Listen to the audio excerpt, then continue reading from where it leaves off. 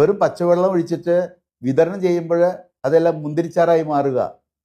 ഈ വലിയ അത്ഭുതം ഈശോ പ്രവർത്തിച്ചു. ഈ അത്ഭുതത്തെ അടിസ്ഥാനപ്പെടുത്തിക്കൊണ്ട് 2 ചിന്തകൾ പങ്കുവെക്കാനായിട്ട് ഞാൻ ആഗ്രഹിക്കുക. ഒന്നാമത്തെ ചിന്ത മാതാവ് തരുന്ന ചിന്തയാണ്. രണ്ടാമത്തെ ചിന്ത ഈശോ തരുന്ന ചിന്തയാണ്. മാതാവ് തരുന്ന ചിന്ത എന്താണെന്നറിയാവോ? മാതാവിന് എന്ത് കാര്യം വല്ലോരെ വീട്ടിലെ കല്യാണത്തിന് വീഞ്ഞ് തികയാതെ വന്നാൽ?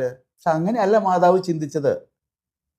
മറ്റുള്ളവരുടെ പ്രശ്നം സ്വന്തം പ്രശ്നമായി കണ്ടുകൊണ്ട് അതിലിടപെട്ട് അത് തീർക്കാനായിട്ട് പരിശ്രമിക്കുന്ന മനോഭാവത്തിലേക്ക് എല്ലാവരും എത്തിച്ചേരണം എന്നുള്ള ഒരു വലിയ സന്ദേശമാണ് മാതാവ് കാനായിലെ ഈ കല്യാണ വിരുന്നിൽ നമുക്ക് നൽകുക.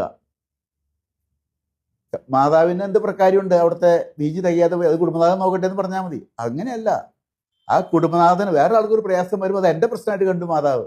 വേഗം ഈശോയുടെ അടുത്ത് പോയി പറഞ്ഞു, ഒന്ന് ശരിയാക്കി കൊടുക്ക്, അവിടെ വീഞ്ഞില്ല. ഈ ഒരു ആറ്റിറ്റ്യൂഡ് നമുക്കെല്ലാവർക്കും ഉണ്ടാകണം.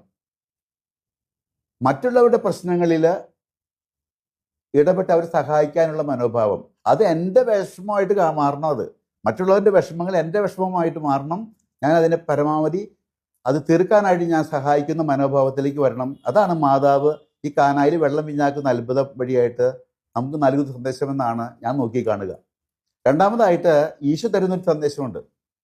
എന്താണെന്നറിയാവോ? ഈ അത്ഭുതത്തെക്കാളൊക്കെ ഉപരിയായിട്ട് ഞാൻ നോക്കിക്കാണുന്ന ഒരു കാര്യമുണ്ട്. ഈശോയുടെ മനോഭാവം. 6 യഹൂദന്മാര് ശുദ്ധീകരണത്തിനായിട്ട് വെള്ളം നിറച്ച് വെക്കാറുള്ള 6 കൽഭരണികളാണ് വെള്ളം നിറയ്ക്കാൻ പറഞ്ഞത്. അവരുടെ നിയമാനുഷ്ഠാനത്തിന് വേണ്ടി ഉപയോഗിച്ചിരുന്ന കൽഭരണികളാ. അവിടെ പരസ്നേഹത്തിന്റെ വീഞ്ഞാക്കി മാറ്റിയതിനെ, നിയമത്തിന്റെ വെള്ളം പരസ്നേഹത്തിന്റെ വീഞ്ഞാക്കി മാറ്റുന്ന ഈശോ. He replaced law with love. കണ്ടോ? നിയമത്തെ സ്നേഹം കൊണ്ട് മാറ്റിമറിക്കുന്ന ഈശോയുടെ മനോഭാവം.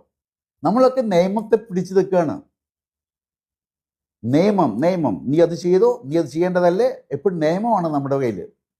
ഈശോ നിയമത്തിൽ നിന്നും സ്നേഹത്തിലേക്കുള്ള ഒരു ചുവടുമാറ്റം, അതാണ് ഈശോയുടെ ഈ അത്ഭുതത്തിലുള്ള മനോഭാവമായിട്ട് ഞാൻ നോക്കി കാണുക.